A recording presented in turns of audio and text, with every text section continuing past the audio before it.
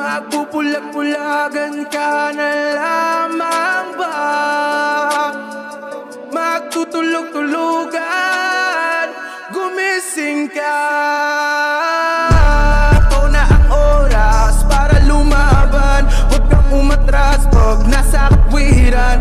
Panatilihing bukas ang isipan. Katotohanan ang ating sandigan. Sa kadiliman, huwag matatakot. Pagkat liwanag ang siyang babalot sa ating bayang Pilipinas. Sa ating bayang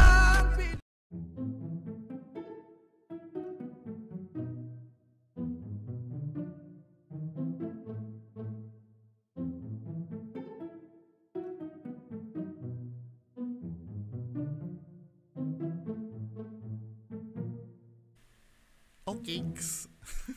Hello, magandang araw. Okeks. Sa inyo lahat, magandang araw. Nagbo-browse ako kanina ng FB. So may nakita akong issue. Matagal na siguro 'to issue na to, 1 month ago. Tama ba ako? Wait lang Papakita ko lang yung screen. 1 month ago ko na yung date nito Bagay hindi lang 1 month ago, July 31. 2 months ago, gusto ko lang kahit na late ako gusto ko lang bigyan ng opinion. Itong bagger versus vlogger. 'Di ba? Napanood ko 'to. Nahuli ako dito pero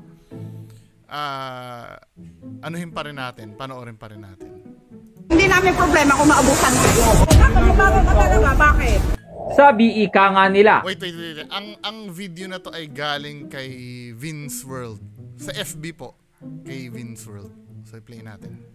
Customers always first but not always right. Kaya naman panoorin mo ang video na ito kung papaano nagkasagutan ang isang babaeng vlogger na customer at isang bagger.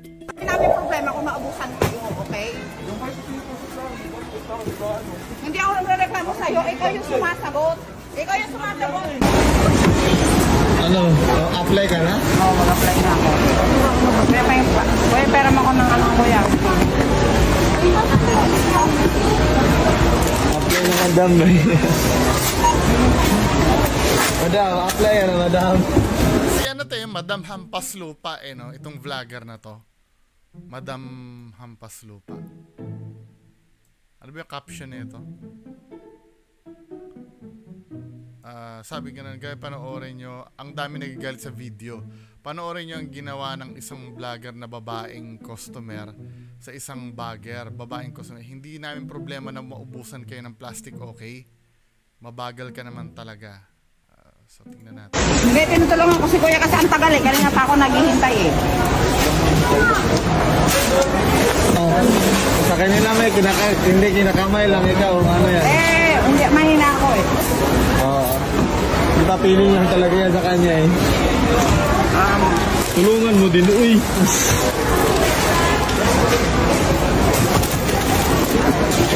Palit din niya. Palit din.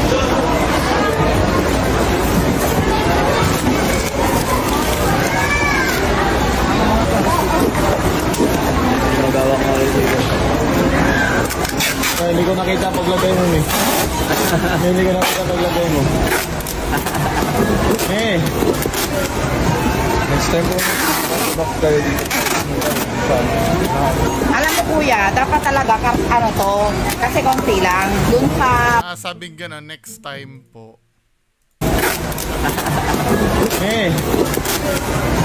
Next time po, back tayo dito. Sabi ng bagger, next time kung magpapabox po kayo, dun po kayo pumila. Alam mo kuya, dapat talaga kasi konti lang. Dun sa papel nyo. Pero ang sabi nila, wala. Diba? Hindi namin problema kung maabusan kayo. Sabi nga, doon kayo sa CS magreklamo, wag sa akin. Okay? Hindi ako nagre-reklamo sa'yo, ikaw yung sumasagot. Ikaw yung sumasagot. May ginagawa ako. Ako yung nagre-reklamo, hindi ako nagreklamo sa'yo kuya. Nagpaparin ka dyan. Kanina pa ako dito, bagal-bagal. Bakit mabagal ka talaga? Bakit? Talaga naman, mabagal ka. Hindi ko kasalanan kung wala kayong plastic. kuya, baka pwedeng ganyan kasi hindi ko alam. Ayon sa isang vlogger na babae na customer na mas kilala sa Madam Hampas Lupa Vlog ay nagalit siya sa isang bagger nang bigla siyang palipatin sa ibang cashier. Kaya mo yan! Diba?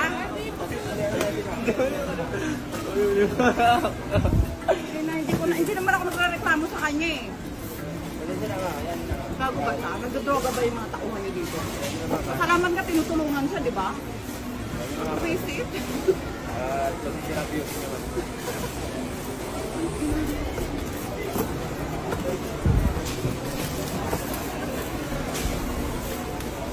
Kuya, pag tinulungan ka ng customer, matutuwa ka ba? Pag tinulungan ka ng customer, matutuwa ka ba? Dapat oo. Hello guys, mga Hampas Lupa. So nakita nyo ba yung attitude ng staff ng Walter Mart? Tinulungan ko na nga na mag-box. Aba, nag-attitude pa. Diba? Yung story ng mga guys, kaya ko siya tinulungan. Kasi nga, diba, mga 20 minutes na kami naghihintay para mabox yung maliit namin binili.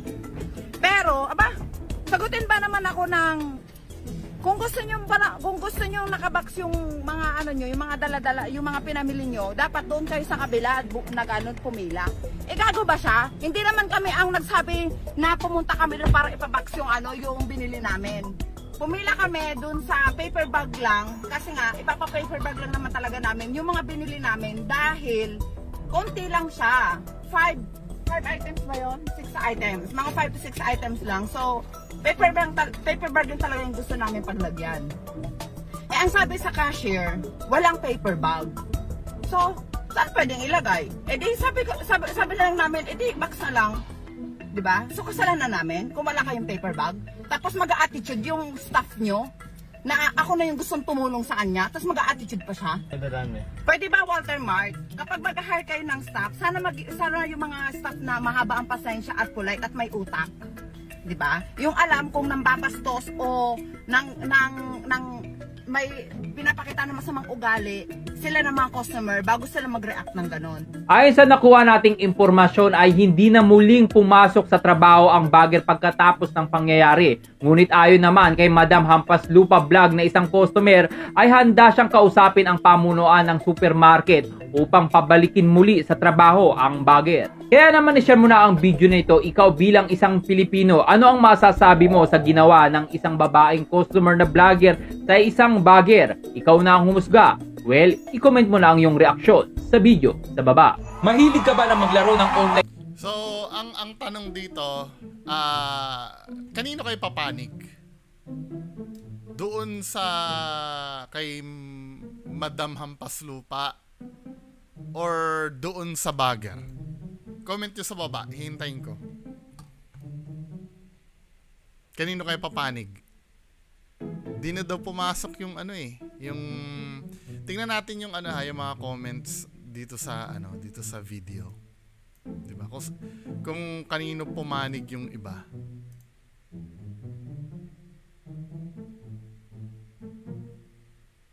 Hindi na daw pumasok yung bagger after eh.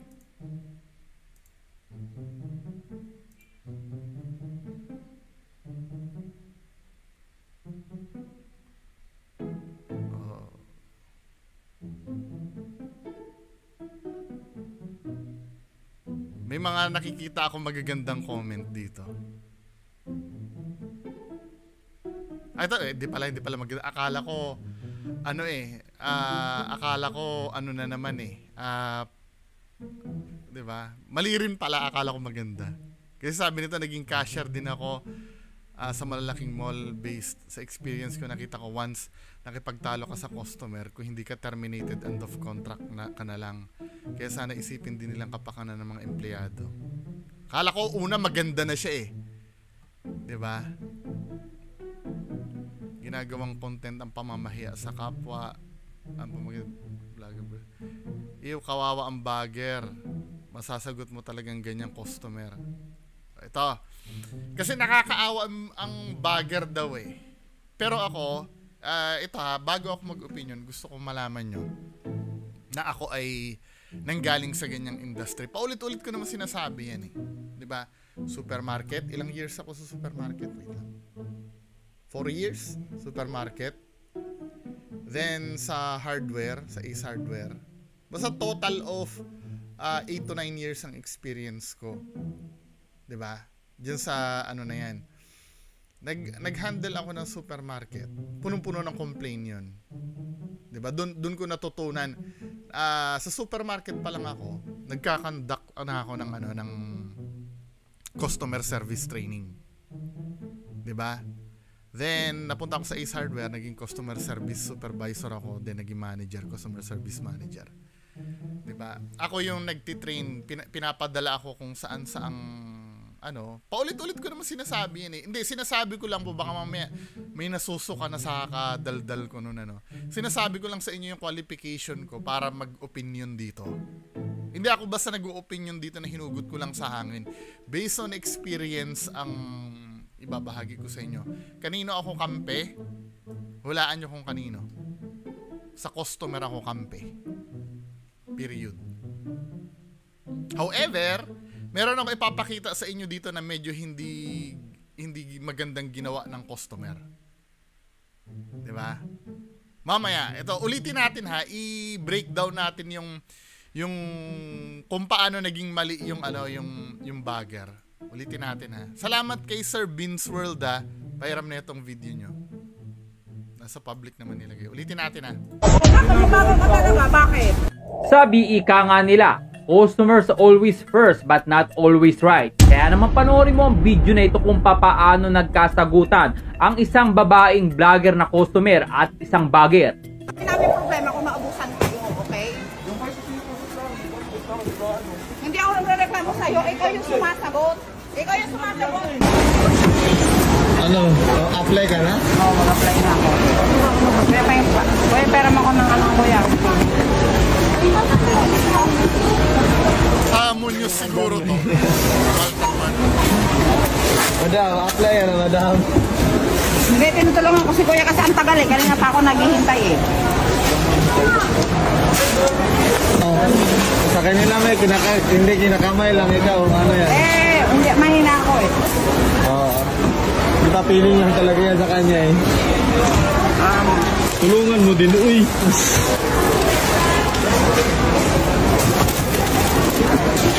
Palit mo niya. Inuulit ko lang mga kababayan ko ha.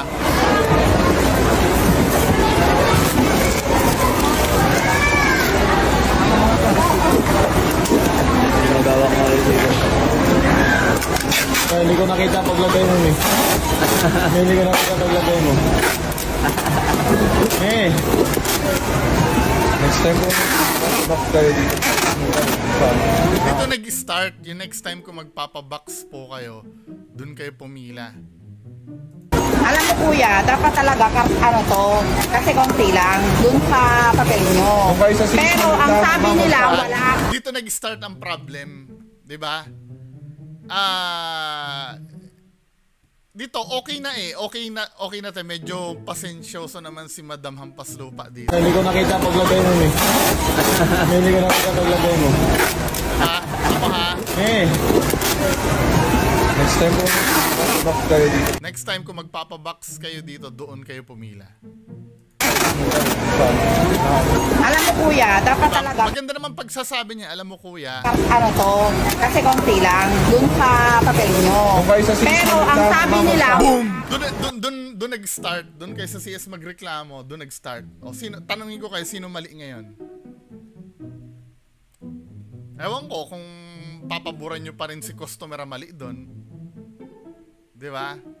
Dito pa nga lang nakikita ko na talaga naman bastos si bagger. Ito ha, isipin na, ang sasabihin niya ba, hindi kasi pagod yan bungo. Di ba? Maghapon nakatayo yan, kailangang intindihan. No! Trabaho mo yan eh!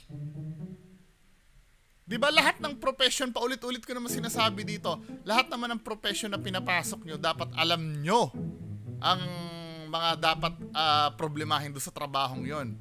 Naging sundalo ka, di ba? Tinitrain ka maging sundalo, wala kayong matutulugan, pwede kayong matulog sa putikan. 'Di ba? Pwede kayo makipagbarilan. Part ng trabaho mo yung bilang sundalo. Kaya saludo ako sa mga sundalo eh. Yan yung mga hindi reklamador. 'Di ba? Kasi nga punong-puno sila ng disiplina bago sila ipasok sa trabaho nila. Parang ganito yan, men eh. Ito ha, tandaan nyo. Palagi ko sinasabi pag nagtitrain ako sa customer service, yang mga ganyang uri, let's say masama na ugali ni Madam Hampas Lupa, 'di ba? Hindi magiging popular yung opinion ko, pero sana intindihin niyo ako. Masama ugali ni Madam Hampas Lupa. Hindi mo naman pwedeng piliin yung customer na papasok sa iyo eh. Given na yan na may customer talagang ganyan. Pagka bumili sa iyo, may customer talagang ganyan, may bastos diyan, may magalang diyan na customer, may matapobreng customer, may mayabang na customer. Hindi mo pwedeng piliin 'yan. Kahit na anong gawin mo, yan pa rin na nagpapasweldo sa iyo. Masakit man pakinggan, ganun talaga. 'Di ba? Hindi mo pwedeng piliin. Pero actually, alam ko kung ano nag-trigger kay Madam Hampas Lupa, kung bakit niya nagawa yung ganung bagay. Ito yung hindi naiintindihan ng karamihan kasi lumaki tayo sa teleserye values eh. Yung laging underdog, yung quote-unquote, yung underdog yung dapat kampihan. Pero hindi natin naiisipan, mali yung bagger. Di ba tandaan nyo ha, ang bagger na titrain yan, ang mga customer, hindi mo pwede i-train yan. Oy, bago kayo pumasok dito, maging magalang kayo sa mga staff namin. Hindi mo pwedeng ganunin yan. Di ba? Ang mentality ng customer, boss na agad yan. Pagpasok sa loob ng establishment mo, mga boss natin yan. Di ba? Tandaan nyo, yung mga may hawak. Ako, nanggaling ako dyan ha, supposed to be, iisipin nyo, dapat ang kampihan ko, yung kapwa ko na nagtatrabaho sa retailer. No, sa customer ako. Di ba? Dahil ang customer, mas mataas pa sa CEO ng kumpanya yan.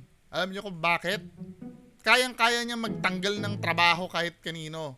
Anong gagawin ng customer? Huwag bumili sa'yo. Lahat ng customer, huwag bibili sa'yo. Tanggal ka sa trabaho. Wala nang isisweldo sa'yo. Bagsak ang negosyo mo. Diba? Madaling ito eh. Alam nyo, ang problema kasi sa atin, hindi ko naman nilalahat yung mga ganyan na, yung nagtatrabaho na ganyan, yung mentality kasi natin, ayaw nating ayaw nating yung niyuyurakan ng pagkatao natin. Sa bagay, sino ba naman ang may gusto nun, na yurakan ng pagkatao? Pero pag nasa trabaho kasing ganyan, part yan ng trabaho eh. Di ba? Actually, wala namang offensive na sinabi si Madam dito eh. Si Madam Hampas Lupa. Dito lang siya na-trigger. Hindi, actually, medyo masakit sa tenga yun. Ako ilalagay ko yung position ko sa customer. Di ba? Sa susunod, ma'am, doon kayo pumila. Huwag mo kong gaganunin, putang ina mo. Kung ako ang customer, di ba? Dapat, the time na papasok pa lang ako sa pila, may nagga-guide na sa akin, ay magpapabox po ba kayo? Doon po yung pila na hindi yun nandiyan na. Pagsasabihan mo ko, next time, ganyan. Diba, men? O sa bagay, alam mo, naintindihan ko pinalampas ni Madam Hampas Lupa yun eh. Pero sa akin, no yun. Sisibakin ko ang magiging under ko pag ganun magsabi sa customer. Yung huli na ang lahat, na i-punch na yung mga items sabay-sabay sa susunod Parang ang dating kasi sa customer nung ginagawa mo siyang tanga. 'Di ba? Sa susunod doon ka pumila ha. Parang pagkakamali yung ginawa niya sa iyo, ay yung ginawa ng customer sa iyo. No. Bumili sa iyo 'yan eh. Yung pera niyan pinapasweldo sa iyo. 'Di ba? I'm so sorry ha. Ako po galing ako ng retail ha. Almost 9 years ako doon. 8 years or 9 years. 'Di ba? Lahat 'yan na naranasan ko na. Immune na ako sa ganyan. Kahit mura-murahin ako ng customer kasi mahal ko yung trabaho ko eh. Tingnan mo ha. Next time doon po kayo. Pagkukulang nyo yan. Dapat may signage kayo doon na yung mga magpapabox, may magga-guide doon. Ano po yan, ma'am, sir? Magpapabox po ba kayo? Doon po yung pila na magpapabox. Hindi yun nandiyan na. Next time, di ba, men? Nakakabuisit yun. O sasabihin nyo naman, kulang kasi bungo ang tao kaya nasabihan na siya nung ano na nung bandang huli. O kung halimbawa nasabihan mo na ng bandang huli, di tumahimik ka na lang kung may tinan mo ha.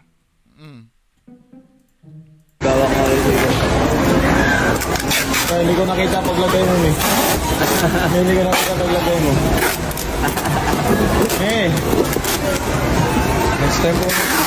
Ito, next time po kung magpapabox kayo, doon kayo pumila. Ito sa akin, para sa akin offensive na to eh. Kasi unang-una, sistema nyo yan, hindi customer mag-a-adjust dyan, kayo. 'Di ba? Paano kayo mag-a-adjust? Bago pa man pumili yan, dapat sinasabihan nyo na pabox po ba ma'am? O doon po yung mga magpapabox. Dito po yung ganyan. At may issue pa dito eh. Wait lang ha, bago ko makalimutan, ulitin natin to. 132 issue dito. Hindi namin problema kung maabusan kayo. Walang plastic daw, hindi problema namin kung maubo. Totoo 'yun. Totoo 'yun. Hindi problema ng customer kung maubusan kayo ng stocks at ng plastic. Automatic 'yan eh. Part ng service nyo 'yan. 'Di ba parang ganito 'yan men bibili ka ng Chicken Joy. Just imagine bibili ka ng Chicken Joy. Then sinerve sa'yo, nangyari to, bumili ako ng Chicken Joy. Take out mabilisan to men sa Jollibee. Then pag uwi ko ng bahay, pagbukas walang gravy. 'Di ba? Hindi man lang ako in-inform. Siyempre paano mo may enjoy yung chicken mo nang walang gravy? Tapos sasabihin sa'yo kasi naubusan nyo. Hindi mo problema yon. Saan nagkakamali kung bakit nauubusan? Yung sa stock okay pa pwede mong palusutin na nagkaroon lang ng problema sa manufacturing kaya walang stock ngayon or hindi na i-deliver. Sige, mga yun out of control na natin Pero yung naubusan kayo ng plastic, ang pagkukulang niyan doon sa manager. Kasi dapat may forecast ino-order yan Chini-check mo dapat yung transaction count mo. Ilan ba ang transaction count mo? Makikita naman sa computer yan Kung sa isang araw, ang transaction count mo ay 3,000 at ang stock mo na lang ng plastic, may inventory naman kasi ang plastic May bin card yan pagka kinukuha sa stock room. O natitira na lang sa plastic natin. Binabaril pa nga yan yung iba dahil may inventory yan 3,000 kada araw ang transaction count natin. Tapos ang plastic natin ay nasa 5,000 na lang. Ang delivery, once a week lang ang delivery ng stock na plastics. 'Di ba? Hindi nakakayanin, men. Dapat yari ka na doon. Dapat mataas ang buffer ng plastic mo. 'Di ba? Or bigla nag-peak season halimbawa. Nangyari sa amin yan doon sa Robinson Supermarket Monumento sa Caloocan. Sanay kami na ang transaction count namin isang araw ay 1,500 lang. 'Di ba? Ang plastic namin, ang buffer ng plastic namin ay nasa 10,000. Kaya pa, sa isang linggo pwede pa ako mag-order. 'Di ba? Take note, ako yung manager noon bigla nasunog yung Grand Central sa harap. Hindi naman namin expect na masunog ang Grand Central sa harap biglang lumaki dahil wala nang bumibili sa Grand Central, sa amin naglipatan yung mga yung mga customer sa supermarket namin.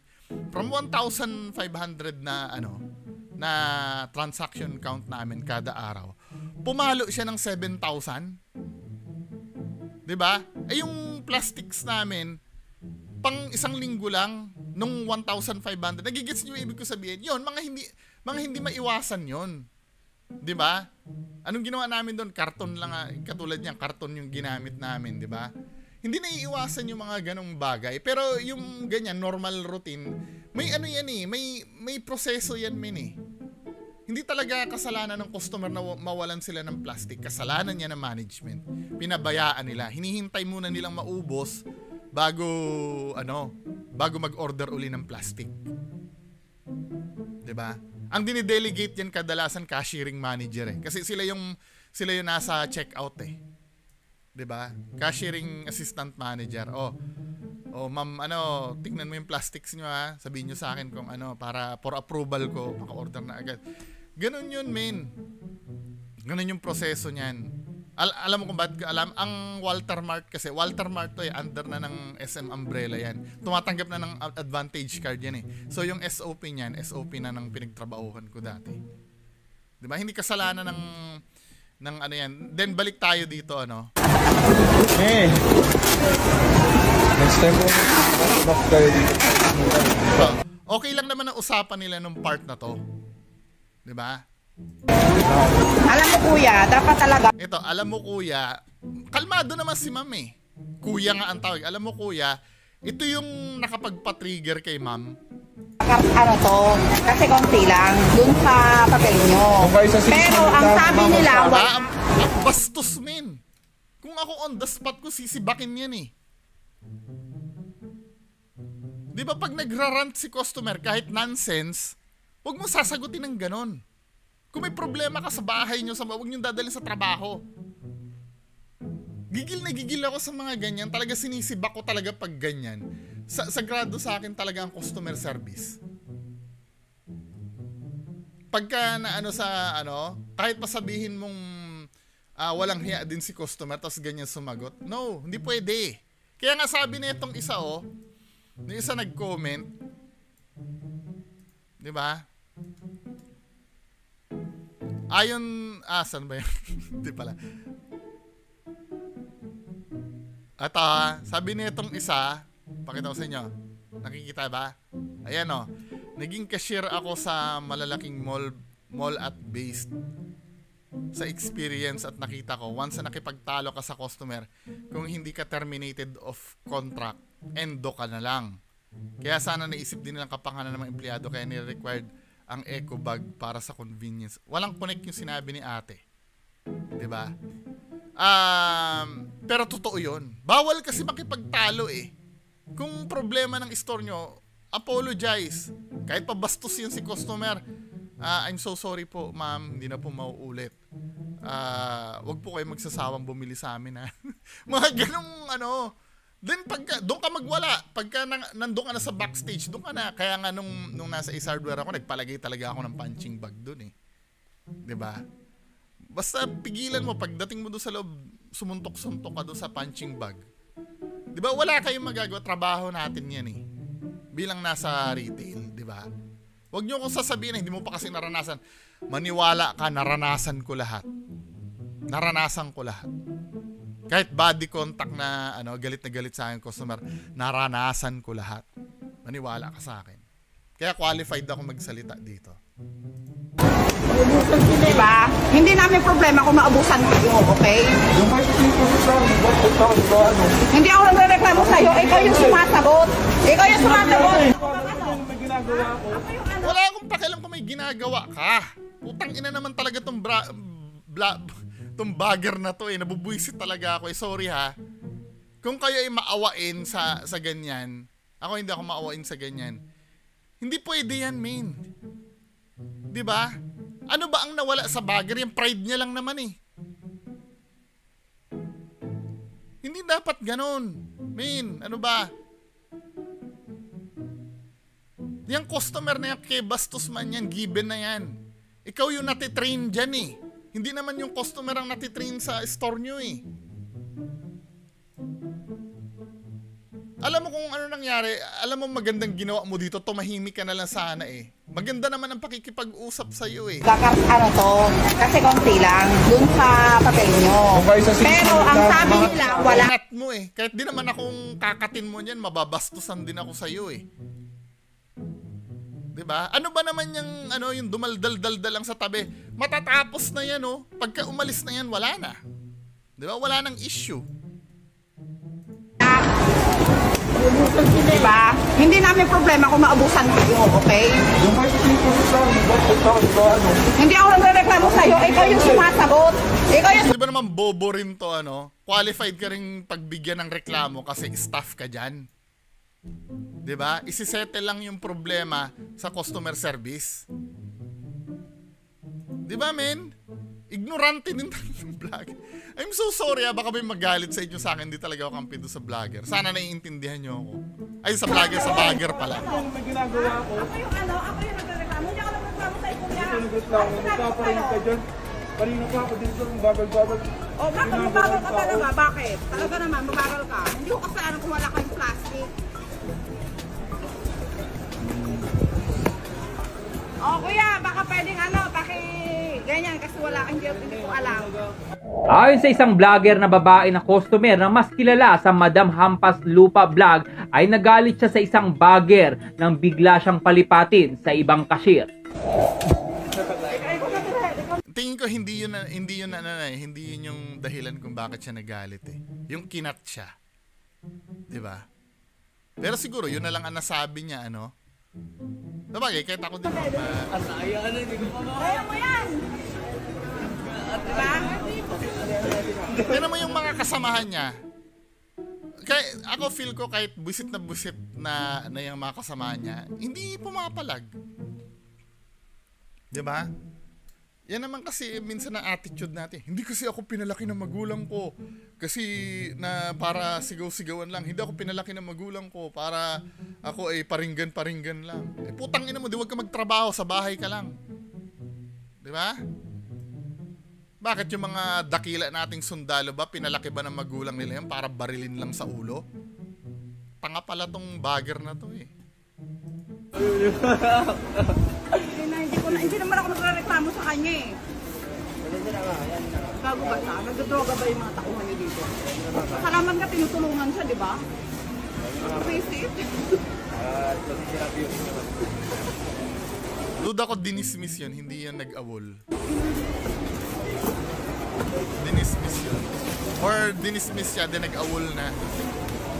Hindi na nagpa-imbestiga. Pag tinulungan ka ng customer, matutuwa ka ba? Pag tinulungan ka ng customer, matutuwa ka ba?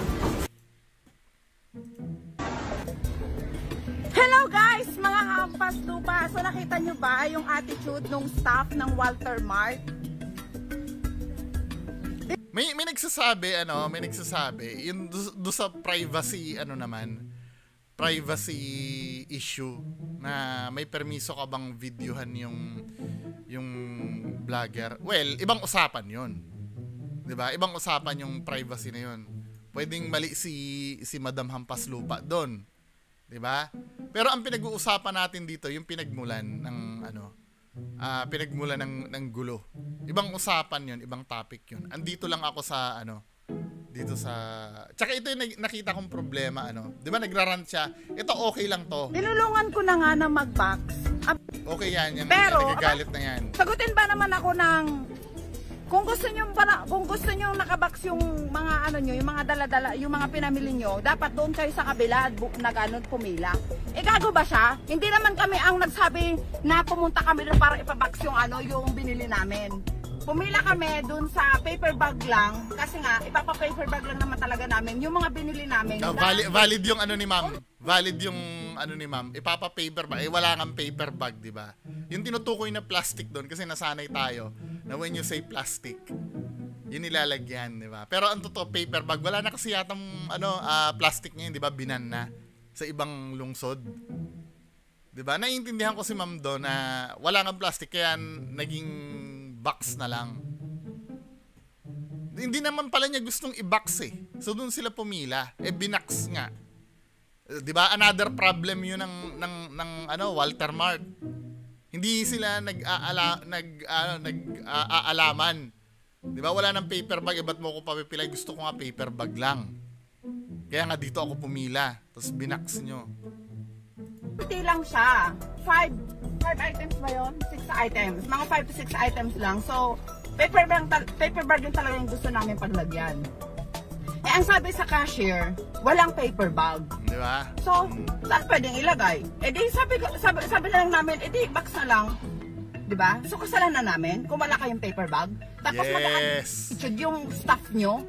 Na, yung pala yung mali eh.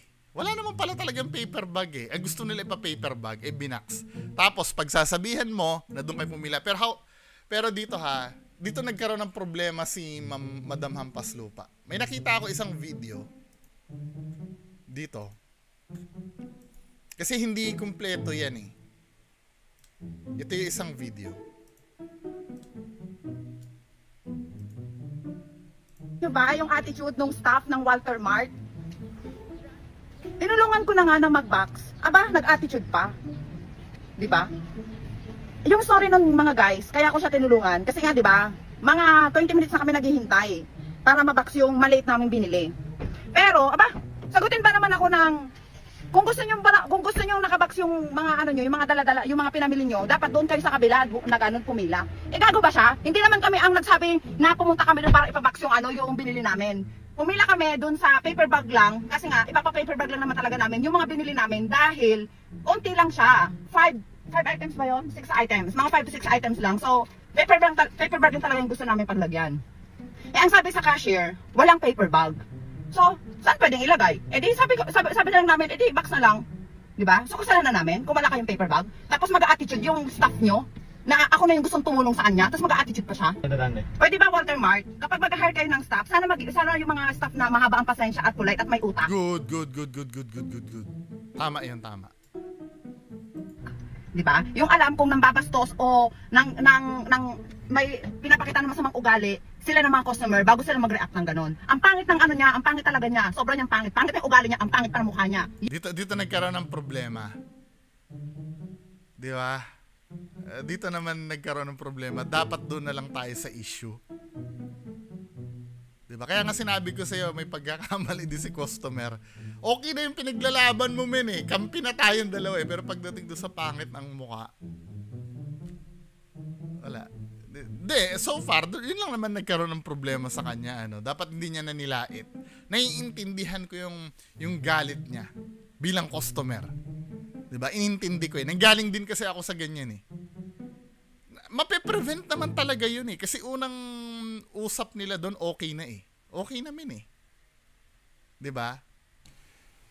Anyway, yan lang naman po yung masasabi ko. Kaya gusto kong marinig yung opinion nyo sa baba. Kung galit kayo sa akin o hindi. Yun lang, maraming salamat. Bye-bye.